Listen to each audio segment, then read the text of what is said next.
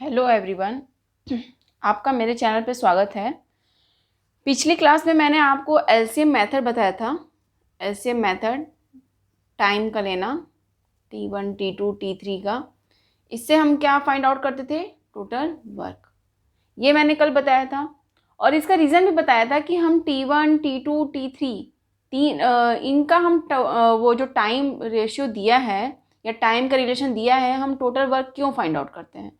इसका main reason यही है कि आप जब कोई क्वेश्चन करने जाते हैं तो इनका जो रेशियो है, हम एफिशिएंसी, अगर टाइम का रिलेशन दिया तो एफिशिएंसी का रेशियो निकालने के लिए हम 1/T1, 1/T2, 1/T3 करते थे ना।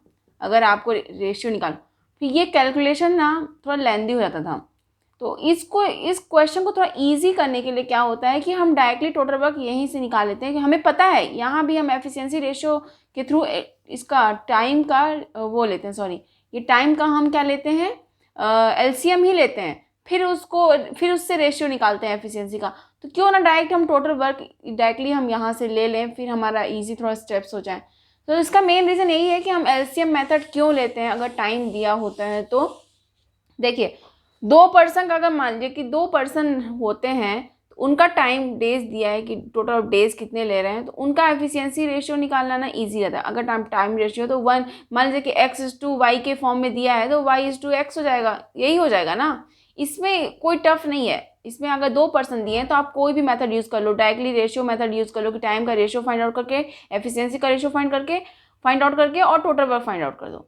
हाँ, इसमें कोई दिक्कत नहीं है। बट जब 2 से ज़्यादा पर्सन बढ़ते हैं ना, 3 4, मान लीजिए डी भी दिया है तो 4, अगर इनकी टाइम दिया हुआ है, टाइम दिया T1 T2 T3 T4, तो अगर आप एफिशिएंसी का रेशियो निकालने जाओ ना तो 1/T1, 1/T2, 1/T3, 1/T4, यही करोगे। एफिशिएंसी का रेशियो निकालने के लिए यही करोगे।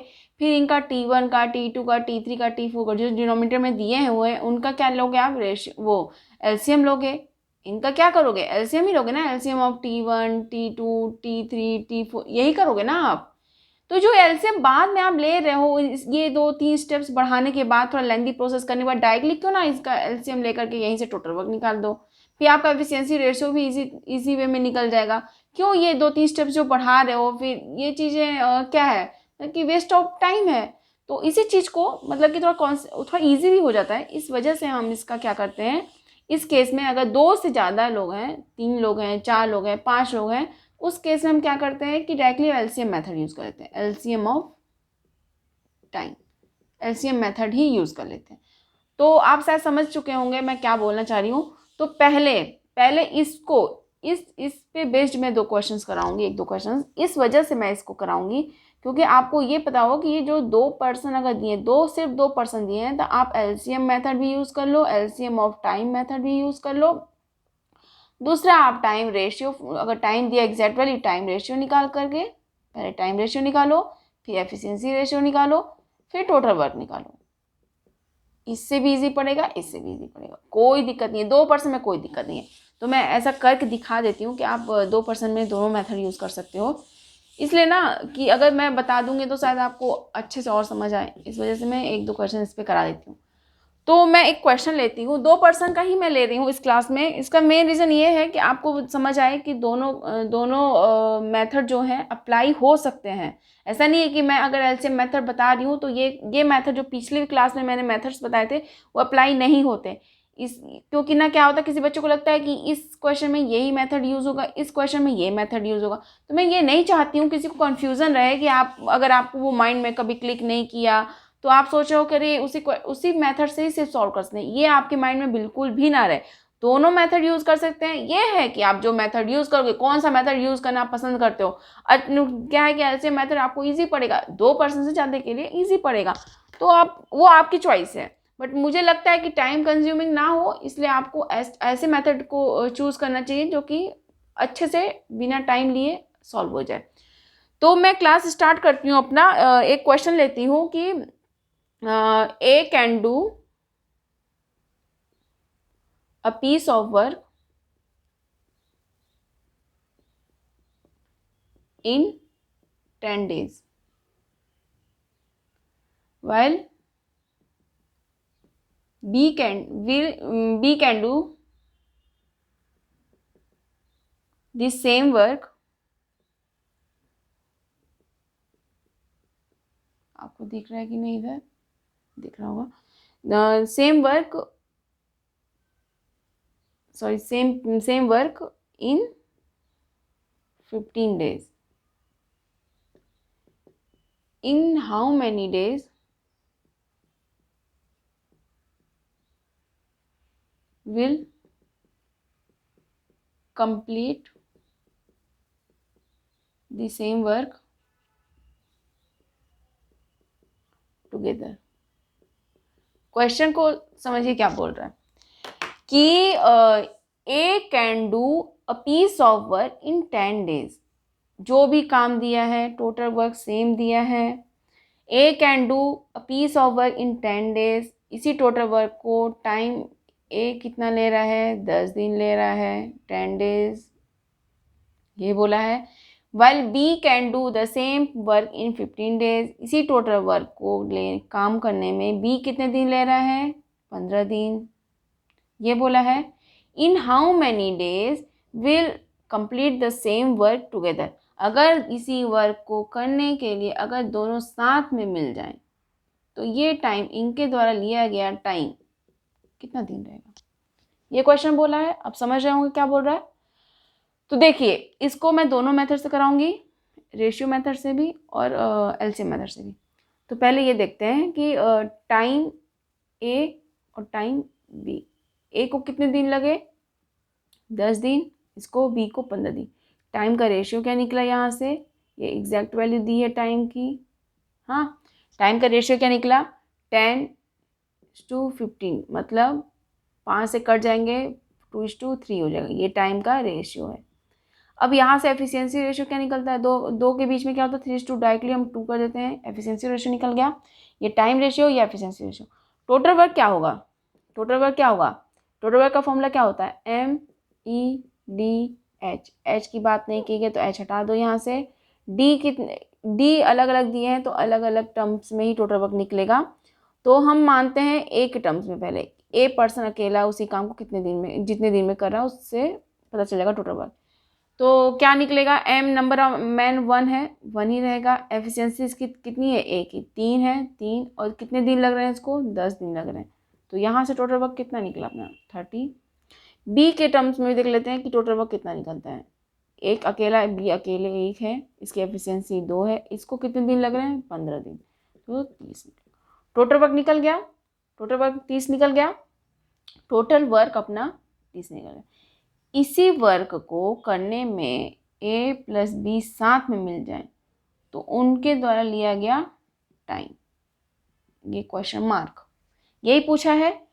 तो टाइम निकालना है, टोटल वर्क अपने को दिया है, तो टोटल वर्क का फॉर्मूला क्या होता है, MEDH, यही होता है अपना टोटल वर्क. तो एम कितने इस टाइम पे, ए भी है और बी भी है, 2 हैं. इनकी एफिशिएंसी भी अलग अलग है, EA है और EB है, यही है. इनके दिन निकालने हैं कितने, और घंटे की बात नहीं की तो एच को हटा देंगे, 1 मान लेंगे, बस यही बोला है. और टोटल वर्क अपना दिया ही है.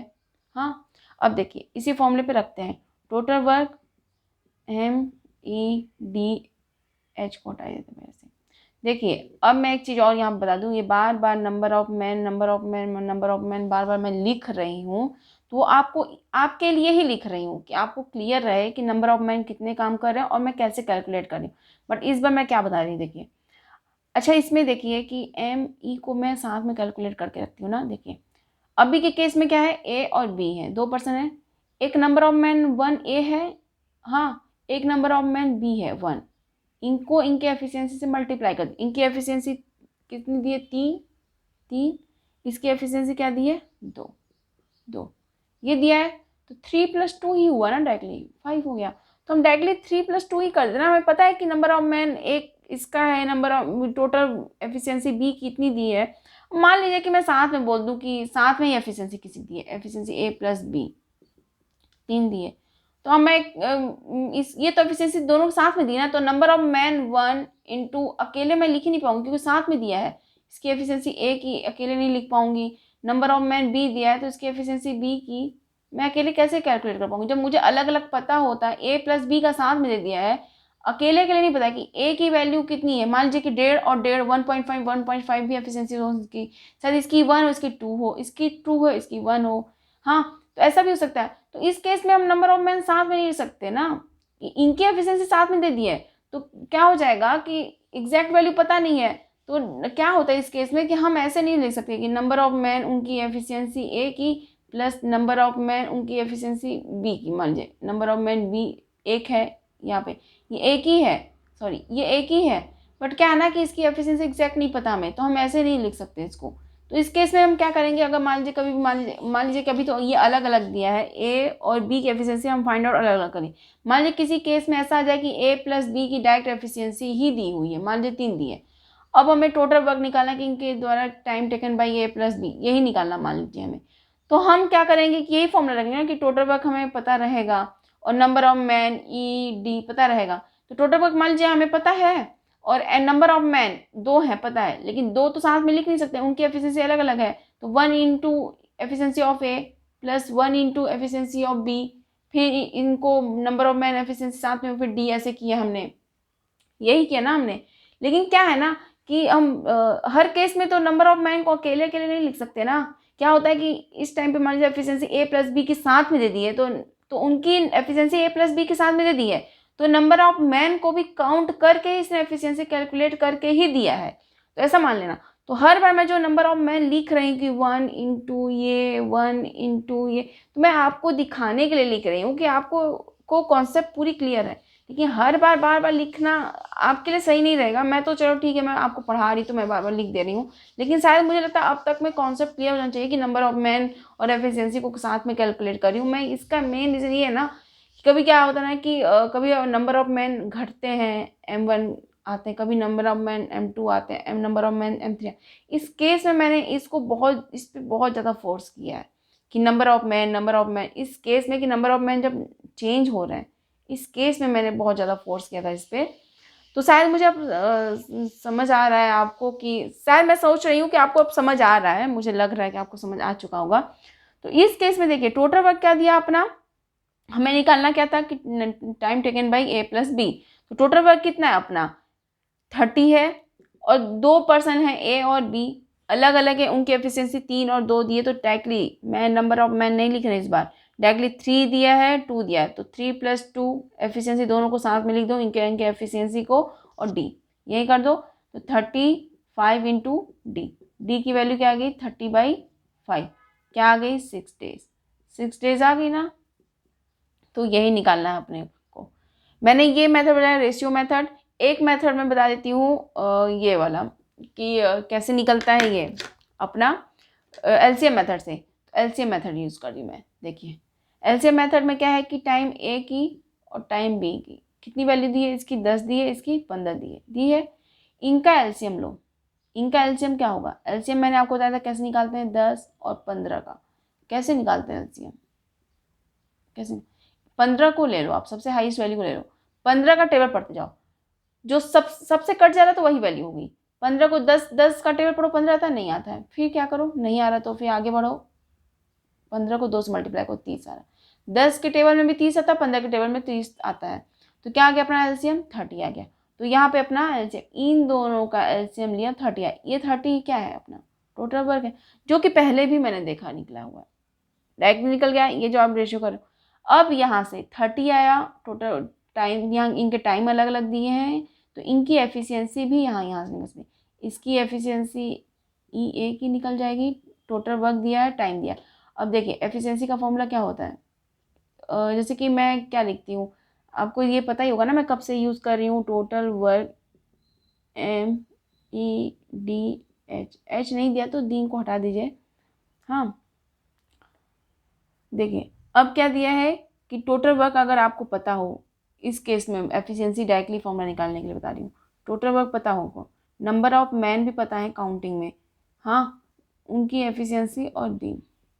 अगर हमें टोटल वर्क पता है, दिन पता, तो दिन को डी लिख दीजिए यहाँ पे, और एम और ई हो गया ना।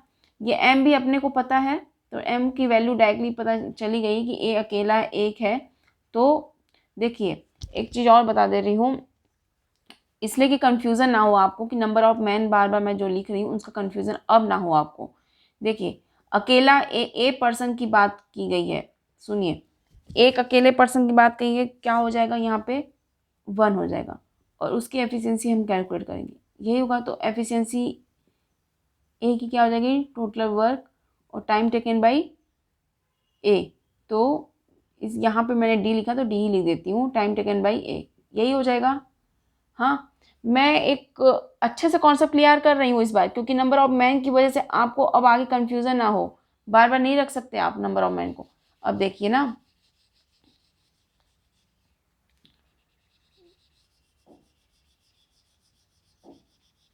देखिए अगर मैं टोटल वर्क बी के लिए निकाल रही हूँ तो फॉर्मूला क्या बनेगा, MED, यही होगा। टोटल वर्क आप निकाला, आपको पता है ई एफिशिएंसी निकालना, डी पता है आपको, डी पता है, टोटल वर्क पता है, डी पता है, उससे एफिशिएंसी आपको निकालनी है ना बी की, यही निकालनी है ना अपने को। अब देखिए नंबर ऑफ मैन कितने हैं इस टाइम पे, 1 है, और इसकी किसके नंबर ऑफ मैन मतलब बी अकाउंट में एक ए है, इसकी बी है, तो एफिशिएंसी ऑफ बी क्या हो जाएगी, टोटल वर्क अपॉन उसके वो जो कितना टाइम ले रहा, तो डायरेक्टली बन रहा है टोटल वर्क ये दिया अपना और उसका टाइम। देखिए यहाँ से एफिशिएंसी कितनी निकले इसकी, टोटल वर्क क्या दिया अपना 30 और ये टाइम, इसको कितना टाइम लग रहा है, ये टाइम 10, टोटल वर्क इतना दिया 30 और इधर टाइम कितना लग रहा है 15, तो यहाँ से 3 और यहाँ से 2, 3:2 बना, यहाँ भी 3:2 आया था अपना। टोटल वर्क हम जो बाद में फाइंड आउट किए थे 30, ये भी 30 भी निकल गया। अब उसके बाद क्या है कि आपको क्या निकालना है, आपको देखें, आपको टोटल वर्क यहाँ से भी पता चल गया कि 30 है, एफिशिएंसी रेशियो भी पता चल गया कि 3:2 है ए और बी का। अब क्या निकालना है आपको, time taken by A plus B, ये निकालना है ना। तो जब आपको time taken by A plus B निकालना है तो आपको टोटल वर्क पता ही है, हाँ, नंबर ऑफ मैन MEDH यही है, टोटल वर्क पता है 30, नंबर ऑफ मैन मैंने बोला कि 1 है, हाँ, डायरेक्टली एफिशिएंसी 3+2 कर दीजिए, नंबर ऑफ 1 इनका इसका एक से साथ मल्टीप्लाई होगा, इसका एक के साथ मल्टीप्लाई होगा, तो नंबर ऑफ मैन उनकी एफिशिएंसी साथ में ऐड हो जाएगी, तो कितना बनेगा 5, और डेज पूछा ही है, एच है ही नहीं इसमें यूज, तो 30/5, तो डी की वैल्यू क्या क्या आ जाएगी अपनी 6 डेज। तो पहले भी 6 डेज निकाला था, अभी भी 6 डेज निकाला, तो एलसीएम मेथड यूज़ करो या रेशियो मेथड यूज़ करो, दो इस केस में जब 2% दिए तो इजी दोनों है, बट मुझे लगता है कि ये भी इजी है, ये इसमें और भी इजी पड़ जाता है। इसमें क्या है कि आपको टोटल वर्क के लिए कैलकुलेशन बैठाना पड़ता है, इसमें कोई मतलब कि मुझे लगता है दोनों ईजी हैं, इस केस में तो दोनों ईजी हैं। तो आपको समझ आ गया होगा कि मैं क्या बोलना चाहती हूँ, और ये जो 2 कॉन्सेप्ट समझाएंगे, कुछ नंबर ऑफ मैन बार बार आपको लिखने की जरूरत नहीं है, एक बार अच्छे से मैं इस क्लास में सिर्फ इतना ही रखूँगी और ये अच्छे से मैं समझाऊंगी, सिर्फ इसलिए ना क्योंकि आगे के क्वेश्चंस में ना आपको बार बार नंबर ऑफ मैन रखने की जरूरत ना पड़े, मैं अच्छे से कॉन्सेप्ट यहीं पे क्लियर कर दे रही हूँ, क्योंकि पहले बाद में क्या है ना कि क्वेश्चंस थोड़े से लेंथी होंगे और नंबर ऑफ मैन भी बढ़ेंगे ना, तो उस केस में आपको अच्छे से अभी मैं क्लियर कर देती हूँ कि बार बार आपको नंबर ऑफ मैन की बात ना, मैं इसलिए पहले स्टार्ट की थी नंबर ऑफ मैन लेकर के चलना, क्योंकि आपको कोई प्रॉब्लम ना हो कि नंबर ऑफ मैन कितने काउंट हो रहे हैं, कैसे हो रहा है, डायरेक्टली एफिशिएंसी को क्यों ऐड कर दे रहे हैं, उस कॉन्सेप्ट को अच्छे से आपके माइंड में सेट करने तक ही मैं बता रही हूँ, उसके बाद मैं बार बार नहीं बताऊँगी, क्या मतलब है बार बार, टाइम कंज्यूमिंग है। देखिए मैं बता रही हूँ टोटल वर्क, इसको अच्छे समझ लीजिए, अब इसके बाद नंबर ऑफ मैन बार बार यूज़ नहीं करूँगी, मैं साफ साफ बता दे रही हूँ, MEDH यही है, DH को साथ में मैं लेकर के T लिख दे रही हूँ, आपको मैं बताई थी पहले भी कि T मैंने फर्स्ट क्लास में मैंने बताया था कि T भी लिख सकते हैं अगर D और H के टर्म्स में ना लिख करके डायरेक्टली फॉर्मूले के लिए जो दिया हो, T में D दिया है या H दिया है तो उसके हिसाब से आप लिखते रहो। अब मैं जो बता रही हूँ नंबर ऑफ मैन का ही कॉन्सेप्ट बता रही हूँ, यहाँ पे देखिए टोटल वर्क, अगर मान लीजिए एक A पर्सन है, उसके लिए टोटल वर्क क्या बनेगा, M की वैल्यू क्या हो जाएगी 1, उसकी एफिशिएंसी ए, और उसने कितना टाइम लिया, ए लिया, ये होगा। फिर अगर आपको टोटल वर्क दिया है, मान लीजिए कि आपको टाइम ही निकालना है, तो इस केस में क्या हो जाएगा, डायरेक्टली ये और टी, एक ये बना फॉर्मूला। अगर आपको टोटल वर्क निकालना है, अगर टोटल वर्क ही निकालना है तो एफिशिएंसी इंटू टी, एक पर्सन के लिए एफिशिएंसी और टाइम को डायरेक्टली मल्टीप्लाई कर देंगे, ये दूसरा टोटल वर्क निकालना तो ये, टोटल टाइम निकालना तो ये, अगर एफिशिएंसी निकालनी तो इसी फॉर्मूले को आप क्या कर सकते हैं, टोटल टाइम और एफिशिएंसी, जो कि मैंने अभी यूज़ किया था कि अगर आपको टाइम दिया है, टोटल वर्क निकाल लिया आपने एलसीएम मेथड से, तो एफिशिएंसी डायरेक्टली मैंने ये बताया ए टर्म्स में। अगर बी अकेला पर्सन है, अकेला पर्सन, तो एम की वैल्यू 1 हो जाएगी। तो देखिए टोटल वर्क क्या निकलेगा, MET, यही है ना टोटल वर्क जो भी दिया होगा अपना। और एम अकेला एक है, एफिशिएंसी बी की बी हो जाएगी, टाइम टेकन बाई बी। हाँ, टोटल वर्क इस केस में कितना, क्या फॉर्मूला बनेगा, एफिशिएंसी बी की और टाइम टेकन बाई बी, यही बनेगा टोटल वर्क अगर निकालना हो तो। अगर आपको निकालना है टाइम टीबी, तो टीबी के लिए क्या करेंगे, टोटल वर्क अगर आपको दिया रहेगा और एफिशिएंसी आपकी बी की रहेगी, ये टोटल टाइम। और अगर आपको एफिशिएंसी फाइंड आउट करना है, तो एफिशिएंसी फाइंड आउट करने के लिए क्या करेंगे, टोटल वर्क आपको दिया रहेगा और टाइम टेकन बाई बी दिया रहेगा, यही दिया रहेगा। दो केस में मैंने बता दिया ये। अगर अब मैं ए प्लस बी के फॉर्म में बता रही हूँ, देखिए कहाँ, देखिए यहाँ पे बताती हूँ। ये जो है ये ए के टर्म्स में है और ये बी के टर्म्स में, यही बताया मैंने। अब देखिए ए प्लस बी, मैं दोनों को यूज़ करें, यही टोटल वर्क का फॉर्मूला क्या होता है, MET, ये होता है। टोटल वर्क क्या होता है, नंबर ऑफ मैन कितने हैं, 1 और 2 हैं, एक ए है एक बी है, तो ए के टर्म्स में पहले लिखेंगे, मतलब कि देखिए इसको और एक्सप्लेन अच्छे से मैं डिटेल में एक्सप्लेन करी, दोबारा मैं बता रही हूँ कि मैं दोबारा यूज़ नहीं करूँगी इस वजह से। नंबर ऑफ मैन कितने हैं, एक ए है एक बी है 2 हैं। अब देखिए टोटल वर्क क्या है कि नंबर ऑफ मैन एक ये है, इसकी efficiency EA plus number of man second वाला एक बी है, तो उसकी काउंटिंग 1 है, इसकी एफिशिएंसी बी। ये नंबर ऑफ मैन और एफिशिएंसी दोनों साथ में कैलकुलेट हो गए। और टाइम टेकन बाई कितने लोगों द्वारा, बी, 2 लोगों के द्वारा, ए प्लस बी, ये हुआ। टोटल वर्क क्या हुआ, एफिशिएंसी ए की प्लस एफिशिएंसी बी की 2 की, और time taken by A plus B साथ में। तो ये फॉर्मूला बन गया।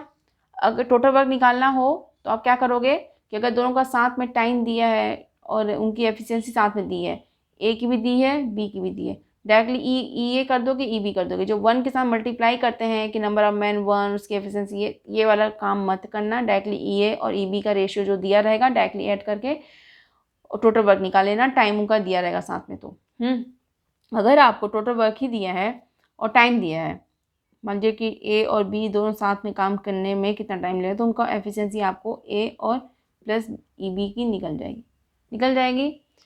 अगर आपको ये एफिशिएंसी निकाल लेंगे आप, अगर आपको टाइम ही निकालना पड़ गया कि ए प्लस बी निकालना है, तो आप कैसे निकालोगे, total work upon efficiency of A plus efficiency of B. ये कॉन्सेप्ट आपको समझ आ गया। हाँ, और एक चीज़ और बता दे रही हूँ उसमें, मान लीजिए कभी कभी आपको क्या रहेगा कि EA प्लस EB आपको अलग अलग दिख रहा है ना, ये अकेले EA प्लस EB अभी तो अकेले दिख रहे हैं, तो आपको पता है कि EA की एग्जैक्ट वैल्यू क्या है एफिशिएंसी में, EB की कितनी एग्जैक्ट वैल्यू है। अगर मान लीजिए कभी कभी आपको दिया रहेगा time taken by A plus B के ही फॉर्म में, मान लीजिए कि क्वेश्चन ही एक ऐसा बन गया जो समझा रही हूँ प्लीज़ समझ लीजिएगा, क्योंकि सच में बहुत ही कॉन्सेप्ट इसमें, मतलब कि थोड़ा सा समझने वाली बात है, इसलिए कि आपको कन्फ्यूज़न आगे जाके ना हो। जो मैं अभी अकेले अभी बताई ना कि साथ में EA प्लस EB है, अगर मान लीजिए कभी कभी आपको, मान लीजिए कि एक क्वेश्चन ही बता दे रही हूँ कि एक टाइम टेकन बाई ए है, time taken by A plus B है, बी की नहीं बात की गई, ए की बताया कि टाइम कितना ले रहा है और ए प्लस बी साथ में कितना टाइम ले रहा है। इसका जब रेशियो निकालेंगे, हाँ, तो एफिशिएंसी का रेशियो क्या आएगा, time taken by A, sorry efficiency of A plus B की निकलेगी ना। तो क्या हो जाएगा, जब efficiency of A plus B के साथ में पता है, एफिशिएंसी ऑफ ए की पता है, तो आप यहाँ से एफिशिएंसी ऑफ बी निकाल सकते हो कि नहीं, निकाल सकते हैं। तो ये जो केस है, ये एफिशिएंसी ऑफ ए और यहाँ से एफिशिएंसी ऑफ बी, अगर आपको डायरेक्टली भी आप यूज़ कर सकते हैं ना, efficiency of A plus B साथ में दिया हुआ है ए प्लस बी, तो इस केस में भी जो दिया है ना, जो efficiency of A plus B साथ में कैलकुलेट करके अगर आपको वैल्यू दी है, कोई भी वैल्यू दी है, मान लीजिए 5 दी है, 6 दी है, जो भी दी है, मान लीजिए कि 8 दी है, हाँ, तो 8 जो दी है ना, वो जो efficiency of A plus B को जो वैल्यू आप क्वेश्चन में अगर कहीं क्वेश्चन में रिलेशन दिया उससे फाइंड आउट जो होता है एफिशिएंसी, अगर मान लीजिए 8 ही दिया तो ये जो 8 दिया है ना ए प्लस बी को दोनों को साथ में काउंट करके, वो नंबर ऑफ मैन को कैलकुलेट करके नंबर ऑफ मैन 1 है मान लीजिए और इसकी एफिशिएंसी ए है मान लीजिए कुछ भी है, तो उसको ना नंबर ऑफ मैन को ना कैलकुलेट करते हुए आपको एफिशिएंसी कैलकुलेट करके ये दिया है। शायद समझ जाओगे मैं क्या बोल रही हूँ, मैं क्वेश्चन करा दूंगी तो आपको शायद अच्छे समझ आ जाएगा। फिर भी मैं सोच रही हूँ कि एक बार आपको क्लियर हो यहाँ से भी जो मैं समझाने की कोशिश कर रही हूँ, तो एक बार फिर से मैं बता देती हूँ कि मान लीजिए एफिशिएंसी ए प्लस बी के साथ में दी है। यहाँ पे क्या दी है कि एफिशिएंसी ए की एफिशिएंसी बी की मैंने अलग अलग लिखा है यहाँ पे कि आपको पता चल रहा है कि ए की एग्जैक्ट वैल्यू कितनी है, बी की मान लीजिए एफिशिएंसी ए और बी की 5 दी है, तो आप यहाँ से कैसे बताओगे कि ए की एग्जैक्ट वैल्यू के 5 में मैं कितने पेयर्स बना सकती हूँ, 1 और 4 का, 2 2 3 का, फिर 3 2 का, 4 1 का, बहुत सारे बना सकती हूँ मैं टर्म्स। पॉइंट्स में भी चल जाऊँ तो और लंबा बन जाएगा। तो मैं कहना क्या चाहती हूँ कि ए की शायद 1 होगी, बी की 4 होगी, तो बी ए की 2 होगी शायद, तो अगर बी ए की 2 है तो बी की शायद 3 होगी, अगर ए की 3 है तो शायद बी की 2 होगी, ए की 4 है तो बी की शायद 1 होगी। मैं बताना क्या चाह रही हूँ कि अगर इनका एफिशिएंसी साथ में दिया है तो आप अगर ये सोचोगे कि नंबर ऑफ मैन और ई और टी का जो फॉर्मूला होता है कि नंबर ऑफ मैन 1 है तो उनकी एफिशिएंसी, इनमें से एफिशिएंसी ई ए की फाइंड आउट करके फिर नंबर ऑफ मैन, फिर इनकी एफिशिएंसी बी की फाइंड आउट करके फिर टी के साथ मल्टीप्लाई करोगे, तो ये पॉसिबल ही नहीं है, इस केस में पॉसिबल ही नहीं है। तो ये जो अगर आपको 5 एग्जैक्ट वैल्यू दी है तो इनको साथ में कैलकुलेट करके नंबर ऑफ मैन को मल्टीप्लाई करके उनकी एफिशिएंसी के साथ ये आपको वैल्यू दी है, तब आपको नंबर ऑफ मैन को अलग से काउंट नहीं करना पड़ेगा। जैसे कि मैंने बोल दिया कि क्वेश्चन कि टोटल वर्क फाइंड आउट करना है, हाँ, और 2 पर्सन हैं साथ में, तो आप क्या करोगे, एफिशिएंसी ए प्लस बी की दी है तो क्या करोगे, एम क्या करोगे, आप गलती क्या करोगे, मैं वही बताना चाहती हूँ, गलती क्या करोगे आप, टोटल वर्क का फॉर्मूला मान लीजिए MET, हाँ टोटल वर्क है और 2 पर्सन है, तो क्या करोगे कि एफिशिएंसी साथ में ए प्लस बी की दी है तो आप सोचोगे कि ए प्लस बी 2 हैं तो 2 यहाँ पे रख दोगे, नंबर ऑफ मैन क्या कर दोगे, 2 रख दोगे, फिर आप टाइम जो भी ए प्लस बी का रख दोगे। यही गलती करोगे, इसी गलती के लिए ही मैं बोल रही हूँ, इसी गलती की वजह से ही मैं बोल रही हूँ कि जो आप डायरेक्टली 2 रख दोगे कि 2 पर्सन का एफिशिएंसी साथ में दिया तो 2 नंबर ऑफ मैन 2 हो जाएंगे, नहीं ऐसा मत करना, बिल्कुल भी मत करना। इसी वजह से मैं बता रही हूँ इसको बार बार, जो बताने का मेरा मेन रीज़न है यही है कि आप नंबर ऑफ मैन अगर साथ में आपको एफिशिएंसी ए प्लस बी की दी है तो आप नंबर ऑफ मैन को भी साथ में ही कैलकुलेट कर दोगे कि नंबर ऑफ मैन जो है यहाँ पे 2 रख दोगे डायरेक्टली। मत करना ऐसा मत करना। जो एफिशिएंसी दी हुई है ये इनको कैलकुलेट करते हुए जैसे कि एफिशिएंसी ए प्लस बी की जो कैलकुलेट करते हुए नंबर ऑफ मैन और इनकी एफिशिएंसी साथ में कैलकुलेट करते हुए ही दी है, ये मैं बताना चाह रही हूँ कब से। जैसे कि मैंने यहाँ पे बोला कि number of man A plus B की वैल्यू ये है तो यहाँ पे काउंट कर दिया 1 और 1, तो ये अलग अलग हैं, बट यहाँ पे क्या है कि ए प्लस बी साथ में दे दिया है। मान लीजिए अगर आप कैलकुलेट नहीं कर पा रहे हो अकेले अकेले तो भी नंबर ऑफ मैन के साथ कैलकुलेट करके ही वो क्वेश्चन में दिया, ऐसा नहीं कि नंबर ऑफ मैन अलग अलग आप कर देना, गलती से भी मत कर देना, क्वेश्चन गलत हो जाएगा। मैं जो समझाना चाह रही हूँ शायद आपको समझ आ गया होगा। तो सिर्फ इस क्लास के लिए सिर्फ इतना ही। नेक्स्ट क्लास में मैं 1-2 क्वेश्चंस और लूँगी और ये जो मैंने कॉन्सेप्ट बताया इस पर मैं क्वेश्चन भी ले लूँगी जिससे आपको थोड़ा सा कॉन्सेप्ट क्लियर हो जाए मैं क्या बताना चाह रही हूँ। तो इस क्लास के लिए सिर्फ इतना ही। Thank you so much.